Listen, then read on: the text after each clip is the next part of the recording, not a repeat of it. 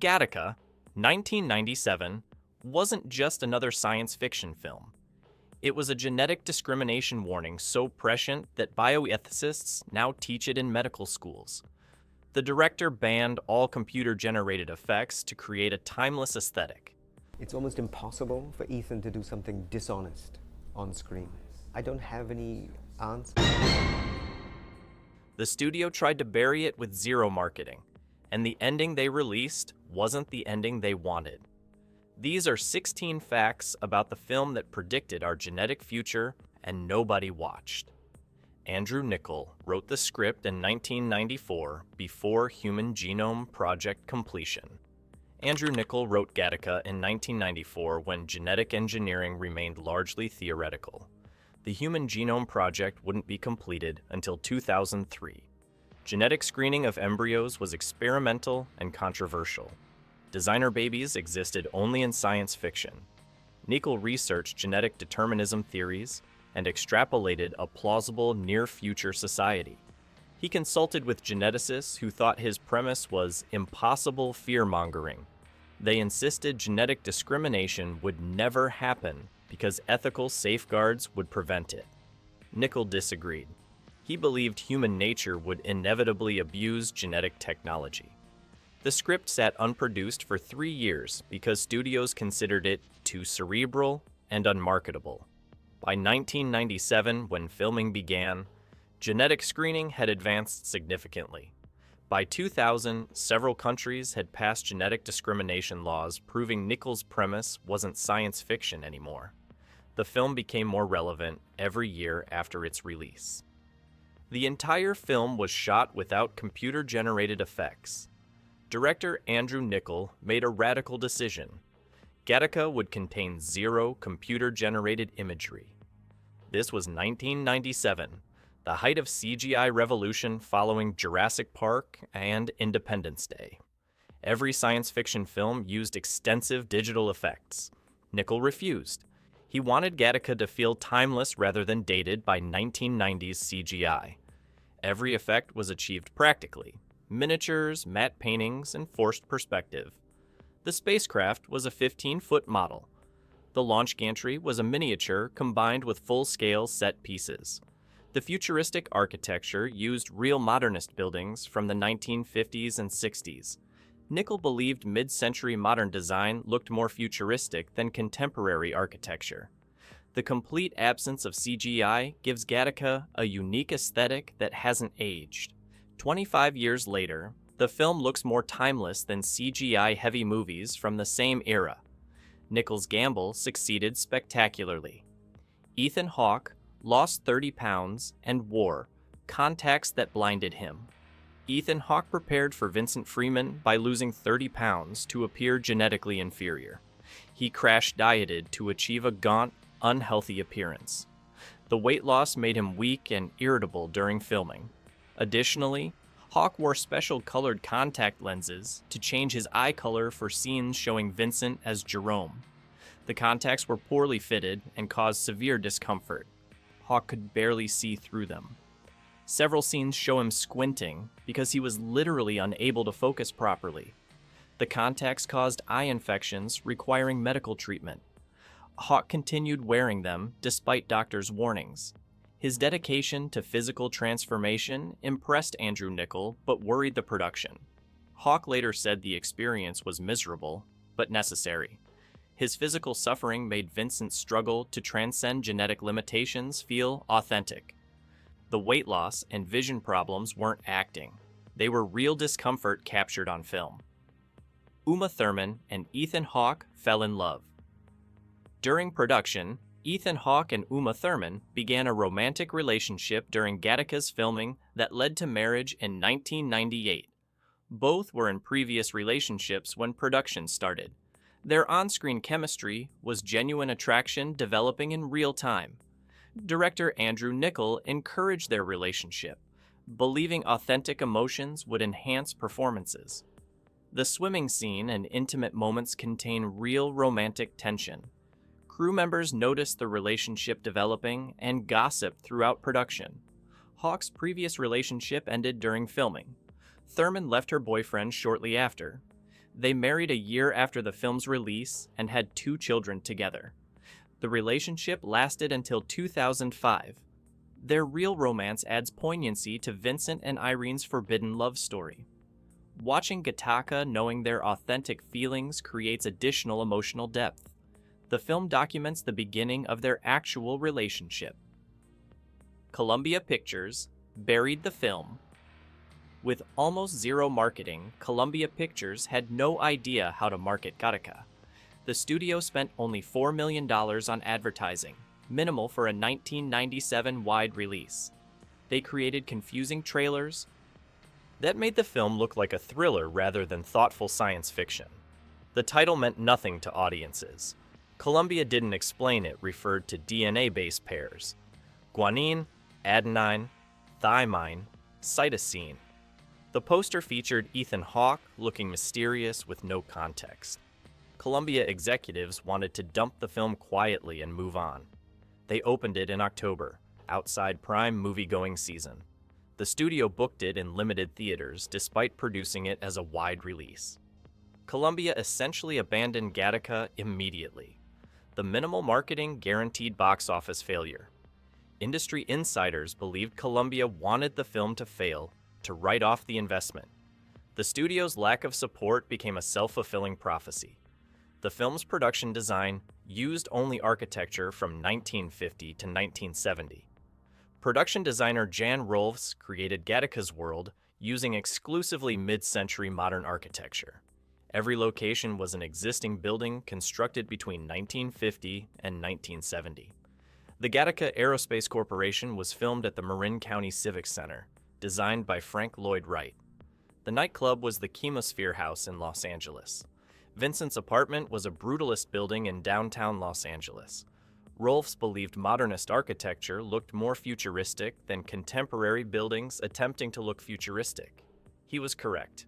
The design approach made the film's timeline ambiguous. Gattaca could be set in the near future or an alternate past. The retrofuturism aesthetic avoided dating the film to the 1990s. This choice proved brilliant. Jude Law spent weeks in a wheelchair. Preparing for the role. Jude Law prepared to play paralyzed swimmer Jerome Morrow by spending weeks confined to a wheelchair. He refused to walk at home or in public during this period. Law wanted to understand the psychological impact of permanent disability. He experienced inaccessible buildings, condescending treatment, and social invisibility. The preparation gave him genuine frustration and bitterness that informed Jerome's character. Law's performance contains authentic anger about physical limitations. Several scenes show Law's arms trembling from actual muscle strain, lifting his body weight. The physical demands were real, not acted. Law lost significant upper body muscle mass to appear like someone whose legs atrophied. His commitment impressed Ethan Hawke and Uma Thurman. If you're enjoying these behind-the-scenes secrets about classic science fiction films, make sure you're subscribed so you don't miss our next deep dive. We've got more disturbing production stories coming soon. Now back to Vincent's deception. Michael Nyman's score was rejected, then reinstated. After test screenings, composer Michael Nyman created a haunting minimalist score for Gattaca that Andrew Niccol loved. Columbia Pictures executives hated it. They found Nyman's repetitive, piano-driven compositions too weird and unmarketable. Columbia demanded the score be replaced with something more conventional and orchestral. Niccol reluctantly hired composer Maurice Jarre to create an alternate score. Jarre's version was lush, romantic, and exactly what Columbia wanted. However, test screenings with Jarre's music received poor responses. Audiences found the new score generic and intrusive. Test screening cards specifically mentioned the music negatively. Columbia reluctantly allowed Niccol to restore Nyman's original score. The film was re-edited with Nyman's music. Subsequent test screenings improved dramatically. The swimming pool scene nearly drowned both actors. The pivotal swimming scene where Vincent and Anton race in the ocean was filmed at Palos Verdes, California, during dangerous weather conditions. The ocean was rough with strong currents. Ethan Hawke and Lauren Dean, who played Anton, were both exhausted from repeated takes. Neither was a strong swimmer. Safety divers stood ready off camera. During the final take, both actors struggled in the current. Hawke began drowning for real. Lauren Dean was too exhausted to help. Safety divers rescued both actors and pulled them to shore. The drowning incident terrified Andrew Niccol, who called it the stupidest risk he'd taken as director. Gore Vidal wrote his own dialogue and rewrote scenes. Gore Vidal played director Joseph, the murdered Gattaca mission director. Vidal was a legendary novelist and screenwriter who accepted the small role as a favor to Andrew Niccol. However, Vidal hated his scripted dialogue. He told Niccol the lines were pedestrian and beneath the character's intelligence. Vidal rewrote his entire role without permission. He arrived on set with completely different dialogue. Niccol was initially angry, but read Vidal's revisions and admitted they were superior. Vidal's rewritten scenes added intellectual depth and moral ambiguity to the murder investigation subplot. His Joseph became a more complex character who suspected genetic fraud but admired it. The film bombed at box office. With only $12 million domestic gross, Gattaca opened October 24, 1997, earning only $4.3 million opening weekend. It finished 7th place behind I Know What You Did Last Summer and The Peacemaker. The film's total domestic gross reached only $12.5 million against a $36 million budget. It was a catastrophic failure. Columbia Pictures lost approximately $20 million. International releases didn't improve results significantly. Total worldwide gross barely exceeded $30 million. The box office disaster ended Andrew Niccol's career momentum.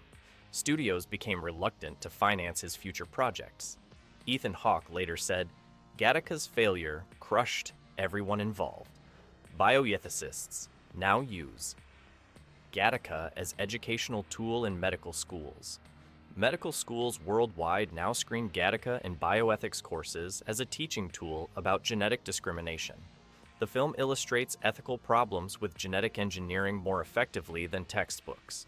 Bioethics professors use it to discuss genetic determinism, discrimination, and human potential beyond genetics. Several countries cited Gattaca when drafting genetic discrimination legislation. The Genetic Information Non-Discrimination Act passed by the United States Congress in 2008 was partially inspired by scenarios depicted in the film. Legislators specifically referenced Gattaca during congressional debates. Andrew Niccol never imagined his film would influence actual law and medical education. He wrote it as cautionary science fiction, not policy recommendation. The film's educational adoption vindicated Niccol's vision. The 12-fingered pianist was cast from a medical journal. Advertisement The concert scene featuring a pianist with 12 fingers was achieved using a real polydactyl pianist. Production designer Jan Rolfs found the performer through a medical journal advertisement. The pianist had fully functional extra digits on both hands. Andrew Niccol wrote the scene specifically after discovering this performer. The 12-fingered pianist playing complex music impossible for normal humans perfectly embodied Gattaca's themes about genetic advantages. The scene required no special effects or prosthetics. The performer's genuine extra fingers were filmed directly. Audiences often assume the scene uses CGI or prosthetics. It doesn't. The 12-fingered pianist exists and was filmed performing an actual concert piece composed specifically for 12 fingers. Ernest Borgnine's cameo was added. After principal photography. Ernest Borgnine appears briefly as Caesar, the janitor who helps Vincent. This wasn't in the original script. Andrew Niccol added the role during post-production after realizing the film needed additional emotional resonance. Borgnine was 79 years old and agreed to work for one day. His scene was filmed months after principal photography, wrapped on a quickly constructed set.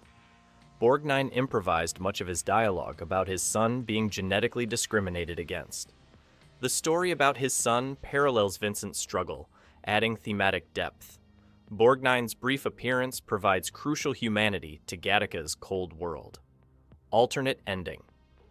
Andrew Niccol wrote and filmed a completely different ending where Vincent successfully launches into space but dies during the mission. The ending showed news reports of Vincent's death in space. Jerome watches from Earth, knowing Vincent achieved his dream but paid the ultimate price. The ending then revealed that Vincent's genetic inferiority actually caused his death. His heart couldn't handle the mission stress. This tragic conclusion suggested genetic determinism was partially correct. Vincent could fool screening, but couldn't fool biology. Columbia Pictures' test audiences hated this ending. They found it depressing and nihilistic. The studio demanded the more hopeful ending where Vincent survives and Jerome commits suicide. Gattaca could have been a commercial thriller with genetic enhancement and a triumphant ending. Instead, Andrew Niccol created a devastating meditation on human potential and discrimination that predicted our genetic future perfectly. The studio buried it. The darker ending was rejected, and bioethicists now teach it as prophecy. Some science fiction stops being fiction.